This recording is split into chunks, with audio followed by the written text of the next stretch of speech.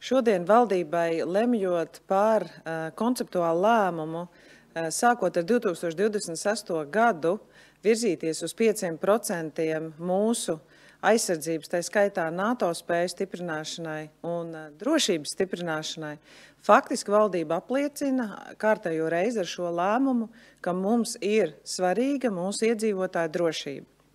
Un svarīga mums ir iedzīvotāju drošība gan no aizsardzības spektra viedokļa, gan, protams, arī šī valdība, vairāk kā jebkura cita valdība iepriekš ir domājusi arī par mūsu iedzīvotāju iekšējās drošības vajadzībām, tā skaitā par civilo aizsardzību. Mēs vispirms pārskatīsim jau ministrijā esošos izdevumus, tad mēs domājam, ka varētu arī lemt par deficīta palielināšanu, tas tātad arī šodien ministra kabinetā tika jau lemts.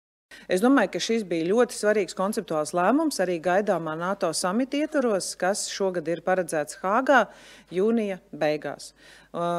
Daudzas Eiropas valsts arī, protams, šobrīd ir šādā lēmuma pieņemšanas procesā. Latvija, protams, līdzīgi kā pārējās Baltijas valstis, tā skaitā arī Polija, ir austrumu robežu valsts un skaidrs, ka mums šie lēmumi jau iepriekš ir bijuši sagatavoti. Mēs, protams, arī šajos finansējuma ietvaros lemsim un ietversim ar atbalstu Ukrainai, jo mēs jau iepriekš esam nolēmuši, ka 0,25% no mūsu IKP tiks novirzīts Ukrainas militārajām vajadzībām. Un šodienas lēmums par virzību uz 5% aizsardzībai, drošībai tiešām ir svarīgs, konceptuāli svarīgs, lai mēs tālāk jau var īstenot konkrētas aktivitātes. Tieši tā, šeit, protams, kad ir konkrētās aktivitātes, kas ir pakārtots arī tā skaitā NATO spēju mērķiem. Šie spēju mērķi mums ir skaidri, gan pretgaisa aizsardzība, gan ugunsjaudas palielināšana, kā raķešu artilērija, riteņa artilērijas iegādes, lai mēs spētu aizstāvētu, varētu aizstāvēt katru centimetru savas zemes un mūsu cilvēkus. Un, protams, kad arī papildus munīcijas, ekipējuma iegādes, arī jaunākās tehnoloģijas, tāda kā drona un pretdrona sistēmas.